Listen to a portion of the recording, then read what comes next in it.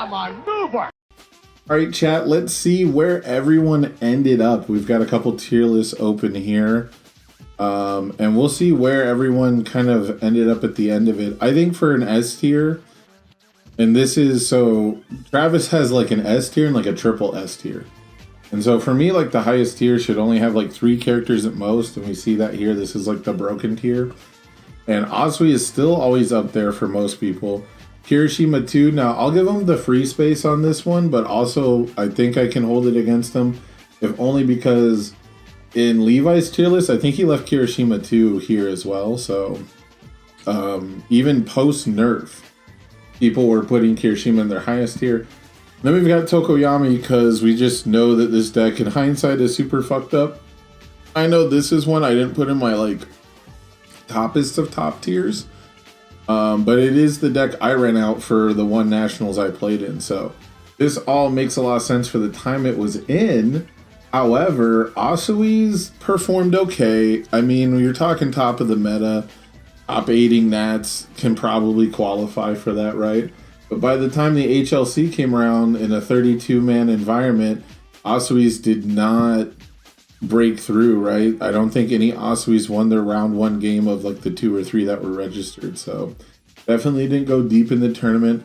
Nobody registered Kirishima 2. So after the nerf, after the ban, people still rated him pretty high. But again, I guess it's just Levi's the only one with that tier list out. But you know, people were still a little keen on him, but he got registered once day 1 and 0 day 2, so he's definitely out after the nerfs.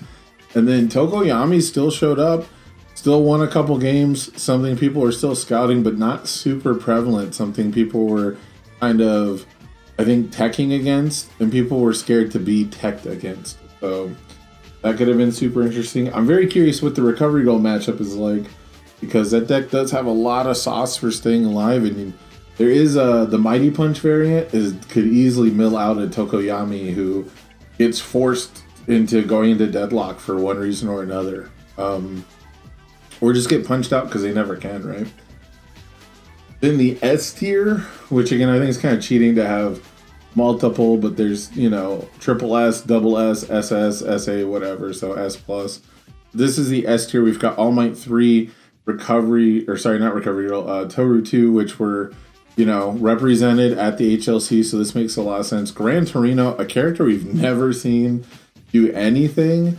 This one's been on my eye. He seems like he's ready to just be absolutely fucked up, but they're not giving him the right keywords. They're not giving attacks that he would really like the right keywords, but League of Villains might change that. I'm getting more and more sold on void weapons, like with discard with Blood Moon Rending. So if they make enough charge weapons on void, we could see this become kind of a thing. But it also really non-bows with a combo tech that needs 2 things in front of it. So we'll see how that goes. Momo was highly scouted. Only 1 showed up for Worlds. Did good enough at Nats to maybe make it in here. See, this really feels like an A tier. Like I'm very, very, I'm a little snobby when it comes to stuff like that. But I guess my A tier is kind of big too. Ojiro out there clapping cheeks, absolutely made it here. Ochako, now this is weird because Ochako 2 did, I believe, get registered as a 1-of, just like Ochako 1. But like the eraser heavy environment was just so bad for her, right? Like no one really had like that many erasers on their radar, so it made sense to kind of pull her out. But once we saw people were down to play Eraserhead, and it was not the move. Recovery Girl did make it up there, so people were, you know, high on this character at the very, very beginning. People softened on her a lot, which might have allowed her to sneak in there, but, you know. And then Todoroki 2, this one's kind of out of left field for me. There's some saucy plays you can make, but I don't really dig it. The only characters from this A tier that got played were, I think there's 1 Kamui, 1 Ochako, 1. Was anyone else trying to play some goofy counter meta stuff? I don't know. Yeah, Eraserhead's an A. So this definitely was like S tier as far as what people picked. As far as how well it did well enough day 1. But I think people were definitely ready to build with that in mind. And then where is Jiro? We're missing. Oh, Jiro's down here in the A. So Jiro definitely should be up here at the top of the meta, maybe broken. This might have been, you know, after maybe something about Stronger in Darkness being banned changed this, but yeah, this definitely should have ended up. So all in all, pretty accurate, pretty accurate. I don't think we quite got the top of the meta call right, but it's such a small sample size, right? We're not really trying to harp on anyone's choices, but this was pretty accurate. Travis was pretty accurate as far as what got played at the HLC. And with the HLC being so limited, right, like missing some of these decks could easily just be a part of small sample size, but you definitely need to bump up Jiro, and people are more willing to play Eraserhead, which is why he makes it the top of tier list so much, is that on paper he looks really good. So a lot of the rest of these decks are just super unproven, super untested. Did anything from B tier get registered at all? Right, nothing. Yeah, so everything that got registered made it at least into an A tier.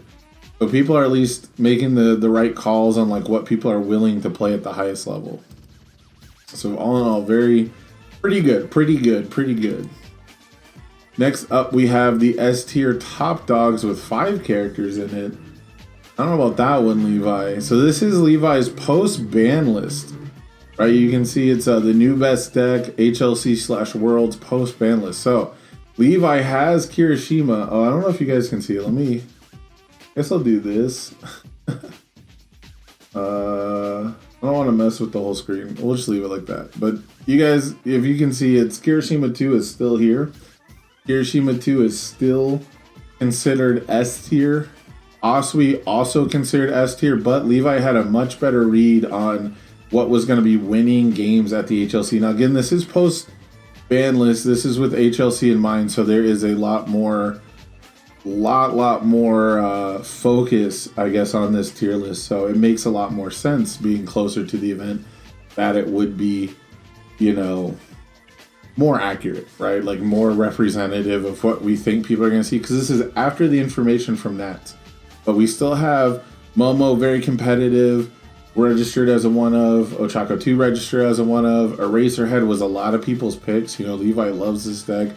Put it there. He has Ochako 1 still up here in his second highest tier, right? We still saw one Ochako run into like her worst matchup, and then Kamui and All Might and Toru 2 all registered at the event. The only one missing is Mineta 2. So it's very interesting. Now in the 2 honest tier, we got the B tier, the 2 honest tier. We do see Midnight. Where did Travis put Midnight? I didn't even think to look for Midnight, who won the whole thing. So Travis has it down in A tier. So definitely in like the contender tier. This is basically their 3rd tier, right? 1, 2, 3, and then 1, 2, 3. So they have them in relatively the same spot. But Levi definitely has like more information for this tier list. But I wanted to use this one specifically to show that we still had Kirishima 2 high on radars. You know, content creators still had like Kirishima 2 as like a potential, you know, top dog. So very, very stable deck. What's the lowest we had a deck registered? Probably in the 3rd tier as well. Because people, not too many super dark horses came out of nowhere. Oh, Kirigiri for day 1. I don't think Kirigiri was registered all day 2, but day 1 he made it there. Yeah, that's pretty much it. Oh, Dobby. We've got that Dobby guy. Where did Dobby end up over here? Yeah, he doesn't feel like a top dog anymore. I don't even think... this is such a shitty opinion, I guess, because he's so... Like, he's had such good results, such consistent results. It's the same kind of argument you'd use to say Jiro's actually the best deck.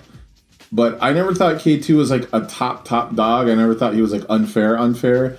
I just thought that he was super easy, super consistent. He has like no bad games. He's in it every game. You to blow him out, you'd have to be playing like Midnight and Tokoyami, and your opponent would have to make a mistake and play bad, you know? So I never thought of him as the best deck in the room by any margin, but he definitely didn't like struggle or have off games. So, and we have Dobby down here in C. So Brett Pendragon had an awesome day 1. You know, ran into a bad matchup day 2, but he had an awesome day 1. He was like 4th seed on Dobby. So we got Dobby down in the lowest tiers for this. Because it's easier. So the reason why we can't get other characters up to that level versus just stripping ones that they actually feel like they get right is because that's what ruined the game the first time. To consistently increase the power level and increase the power level. So like in standard universes, instead of banning Dimitri, they just kept printing stronger and stronger offense that was not as reliant on your foundations, because Dimitri would just flip them. You would never have access to your best foundation. And so they just power creeped it instead of banning him. They just kept making better and better and better attacks. And then that philosophy kept carrying on to, you know, it went from Battle for Power to Cowboy Bebop to Soul Calibur. It's, you know, let me bring this up. This is how you get this. Like, this is what people want one checks to be in MHA right now. This is how you get Coffee Samba, is by just increasing the power level. You know, like, where's I'm going way too far off topic here, but like, that's how you end up with characters that do shit like this. +3 damage, and if it's completely blocked, you flip one of your opponent's foundations. If they partial it, they get to choose. And then if they don't block an attack, you get an extra attack, and you can do that on defense, because you can attack on their turn. You get this character's kit. This character has every one of her cards got banned eventually, you know, and she was offense and defense. Like, it just, when it comes to a card game, designs competitively are gonna suck, because people are gonna pick what's the best, and so you have to just get rid of the best, or else you're gonna just constantly be in this race. And I don't know, you're always gonna have good and bad decks. It's not about like making sure every deck is even. It's about making sure that like one deck doesn't just push out all other types of decks. So as long as there's deck diversity, it's fine.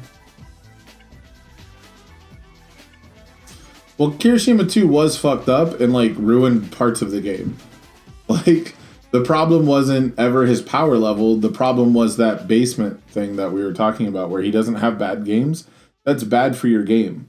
That's bad for card games when you can't have like bad enough luck that, you know, people can't take advantage of that. And he warped deck building, and he warped attacks based around like having ridiculously long, annoying strings. You know, Tokoyamis and Jiros can hang with that all day, but Ojiro's a little bit too, and that's about it. The only other person who's stringing really good is like, what, Momo? So, Momo, Asui. But yeah. I think Kirishima was fundamentally too much. Not like too strong, but just too much on a fundamental game level. But, so... yeah, Levi this is a much more informed take, obviously, but at the same time, we still see like Midnight down here in the Too Honest.